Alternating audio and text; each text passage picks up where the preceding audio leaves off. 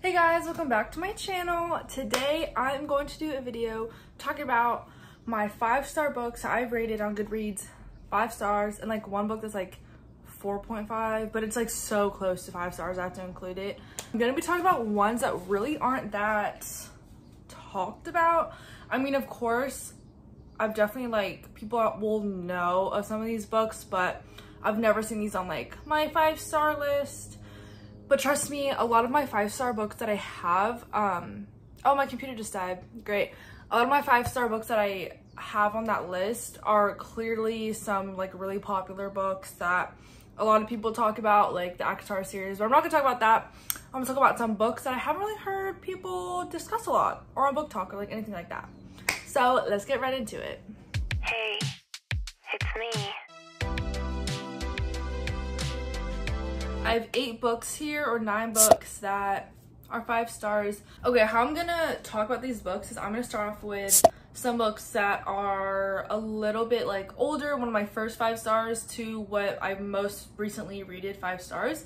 So I'm gonna start off with The Book Thief by Marcus Zusak.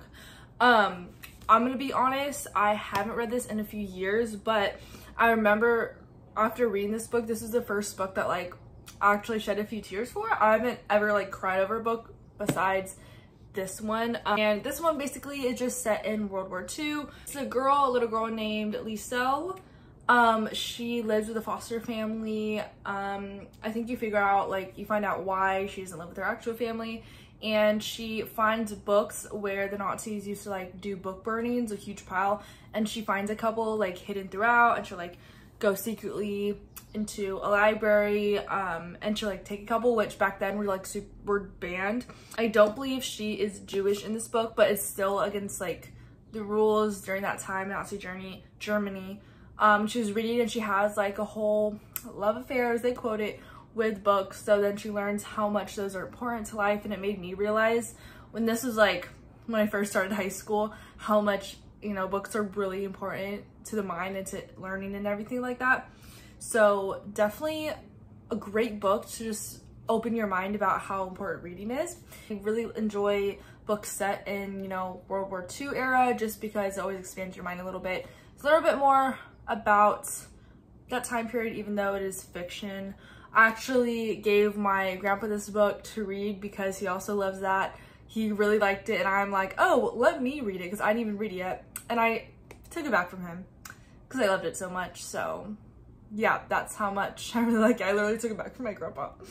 Okay, next I am going to talk about another English teacher book, since we're like on the train. This is also my next 5-star read, is The East of Eden by John Steinbeck. An amazing novel. Yes, it is a classic. Yes, people aren't like on Booktalk like, oh my god, I need to read East of Eden and read about like Cain and Abel's story from the Bible. Like, I get it, but it's so good that you need to read this. I had to read this as in my AP language arts class like the summer before junior year, and I just fell in love with this book. I know I was forced to read it, and usually I hate books that I'm forced to read, but this was just like, I tabbed it, yes, in order. Okay, ignore that. Oh my god, it was so good. Okay, maybe I should get back to the story. But it is based off of the biblical story of Cain and Abel. I'm honestly not too sure what the actual story is. I just know based off like how I learned it in class and how they depicted it in the back. It is based off them. I don't remember. I know I learned it, I just don't remember. How they put it is, it's based off the 2 families, the Trask and the Hamiltons. And it's basically about, how many times can I say basically? It is about the fall of Adam and Eve and the poisonous rivalry of Cain and Abel. Okay, so it talks about 2 brothers, Charles and Adam, and you like learn about them when they were kids, their brothers, and then you learn about their life based off that biblical story. I'm not gonna spoil anything, just if you don't know what it is, go into it blind. Went into it blind and like hit a little bit different. Then when I learned the meaning, it was like, oh my god, wow, that's really good. It's really spot on. And then it visits throughout the whole entire book into, I believe, Adam and his two sons, which are basically like a reincarnation of Adam and Charles, which is his brother. And their name is Aaron and Cal, Adam's son. So you just follow like their whole life and how everything goes in their life. And it is a pretty long story where you really have to follow it through. There isn't much of a plot. That's me saying that though, and this is literally John Steinbeck, so I don't know how much I can like put my opinion out there on that. I never read it as like there's a plot that I need to follow. It's very symbolic. You just have to go along with the setting and the character development and the characters itself. That just pushes the book along so well. Sometimes the book doesn't need a really thick plot. It just needs magnificent characters. That just makes the book amazing. Definitely recommend this if you want to read a classic. I didn't think I liked classics, but this is amazing. Okay, next I am going to go into two books by Kristen Hanna. It is The Great Alone and The Nightingale. And The Nightingale, a lot of people have read already, but again, I haven't seen too much. And Great Alone, I have not heard anyone talk about. And this is one of my favorite novels. Just, oh my gosh, everything and more. I'm gonna start with The Nightingale first, because besides those two books, this is what really got me into all these books. Like, Kristen Hanna is my #1 author gal. She just got me into the world of reading, just made me like read like books and books and books per year instead of a few good ones, you know? So I read this during COVID. It is pretty thick, and this one is also set in World War II, but it's set in France. So it's about two sisters. The two girls' name is Isabelle, which is, you know, that's why I just love the book. And then Vianne, and they have lived two very different lives. Isabelle is a spy in, you know, is a spy for, I'm not too sure if it's France, but she is a spy against the Nazis. And then Vianne is totally against that, wants nothing to do with that. And she is just a mother with her daughter living at home, trying to like live through the war. And you just follow her like two different sides as a spy, and then another one who she houses soldiers, like Nazi soldiers, in her home. So the writing is beautiful. I just remember falling in love with this book, and I read, I believe this is like 600 pages, and I read this in like 3 days. It was crazy. I fell in love. Kristen Hanna, her storytelling is just so good. The emotions through this is incredible. I showed this to my best friend Journey. I know you're watching this. She also really loved this book. The front of it is beautiful. My friend, like a couple years ago, she introduced me to Kristen Hanna as an author. I'm so happy about that. Underrated. More people need to talk about her. So definitely this was got me into reading. 5 stars. Next by Kristen Hanna is The Great Alone. Look at this beautiful cover, please. Thank you. This one I found at Book Off. So did I find The Book Thief. So both of them are, you know, they're 5, which are really amazing. I love when I find a 5-star in a thrift store. And with this book, if you have read Where the Crawdads Sing, I'll put her up here. That book, if you have read this book, Where the Crawdad Sings by Delia Owens, you will find out that is just beautiful. It's just beautiful. It's like childhood best friends to lovers, and the countryside and the swamp, and it just, that book is amazing too. I don't want to talk about, that's also another 5-star. I just don't want to talk about that because I know a lot of people know that novel. But this one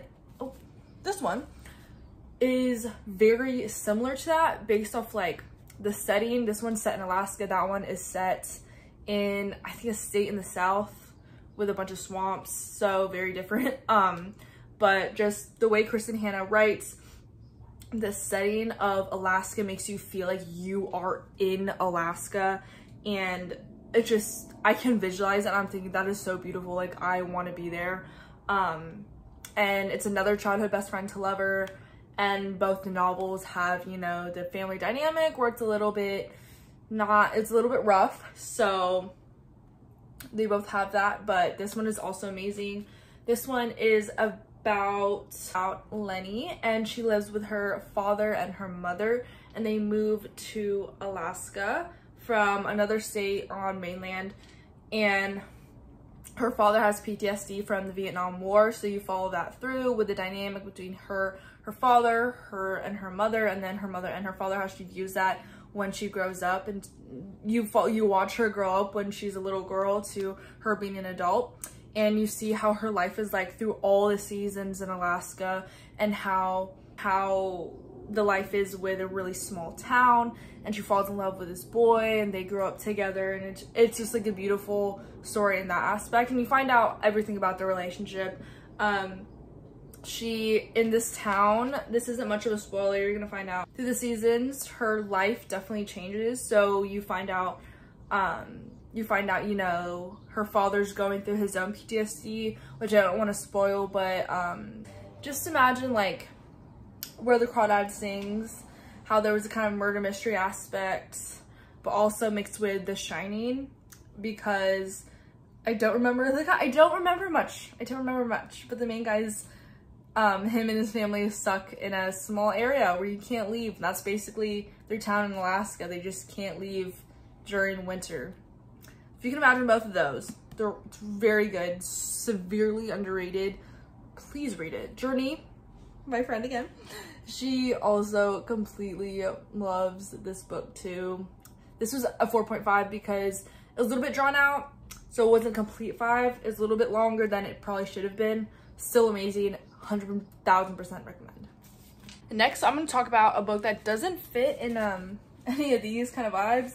It is Bound by Honor by Cora Riley. It is the first book in the Maid series, the Mafia Maid series that she wrote. I know this is like pretty popular, but not a lot of people also talk about it on Booktalk. I don't know, at least I don't see it. There's a few other books. There's like those, and there's one big thick one. It is definitely a romance. Arya is in a mafia in Chicago, and then Luca is a capo in the mafia of New York, and they marry. It's a marriage of convenience trope, you know. And they marry out of just business ideals, but they learn to love each other and get to know each other. And for some reason, this book was just everything and more to me. I love this so much. It's honestly not rated very highly on Goodreads, because I know a lot of people are like, there's so many other series that are much better, but I just love this one so much. It's still my favorite out of all the other books in the series. If you just read this is the first one, so you don't get spoilers or anything. I just love this so much. I don't know why. Just if you want mafia, I'm not a dark romance reader. This is a little bit dark. It's like darker than my other, you know, like fluffy romances. So if you want to read that, definitely read it. I love this so much. Okay, next I'm going to talk about Gone Girl, which I'll put a picture up here. I don't own a physical copy. I did do the audiobook of it, but I love that. One of my favorite books of all time. The thriller is amazing. Gone Girl by Gillian Flynn, so the author. Her name is Amy, and then the guy's name I don't remember because I don't have it pulled up right now. You really need to go into this blind. Like, I don't want to spoil anything. There's definitely a movie about it starring Ben Affleck. So the movie's really good too. She goes missing and you find out a bunch of truths about her, about Ben, and there's a diary involved. And that's all I want to say. I don't want to give it up, but so amazing. I know that is definitely a big thriller that a bunch of people say you like have to read, and is definitely almost considered a classic, I feel, in the thriller world. It's just so amazing, and every single time a new chapter happened, I was like, that just happened? What? And like, this is an audiobook, so I'd be like in the shower, I'd be driving in my car, I'd be like exercising, I'm like, oh my god, I have to pause, and I'm like, whoa, what did I just listen to? Yes. I just read Sharp Objects, and I want to read more of her books. She's an amazing thriller writer. Please read that. I know that's definitely huge and popular, but people need to talk about it on Booktalk. Okay, next, as we're getting down to the last two, is Mexican Gothic by Sylvia Moreno Garcia. And this is, I think, just a literary fiction novel. I was totally it was unexpected that I would enjoy this so much. One of my family friends, she's an English teacher, and she recommended me this novel. And she's an English teacher, so I'm like, oh, this is probably an English teacher book. Like, I don't know. I wanted a new book to buy, so I bought this. I'm like, okay, I trust her. I'm gonna read it. And wow, was I not disappointed. It was so good. Like, what? Like, what? Like, what? You know what I mean? Her name is Naomi. I don't know. I think Naomi. She is, her sister married into this family that is in the Mexican countryside, and this is 1950, so it's definitely not current. And she visits her sister because she's sending out letters where she's like, it's a little bit strange, and she's like apparently sick. So Naomi visits her and her new family with her husband. That's why it's her family. And it's very, very strange, and she doesn't know what's going on, and she's staying there for a week. And she finds out things about her family, about the house that she's really worried that her sister's staying in, and it's almost like a cult, how the family's set up. So she just follows her. She just tries to help her sister while leaving the house and leaving the family. Definitely kind of a spooky read. I would totally recommend reading this during Halloween. This is just such, like, it gave me like the creepy crawlies, and it is such a good novel. Yeah, definitely read this during Halloween spooky time. Set in 1950s with like a house in the countryside in Mexico. Was so different. I don't know, I've never read a novel like that, and besides this one, and I really enjoyed it. So Mexican Gothic. And last but not least is a memoir, You Know Me, Park in Order to Live. I talked about this in a recent memoirs video that I made. I'll put, I don't know if it's right here. But if you want to hear about this novel and about how I feel, watch that video. It's just an autobiography about, or like a memoir about You Know Me, Park. She escaped North Korea. It's a true story. And it's all said. Please watch the video. Learn what I have to say. But yes, that is all for today's video. I know I repeat my phrases like, it's really good, please read it, it was so good, and all that stuff. That's true. All these books are amazing.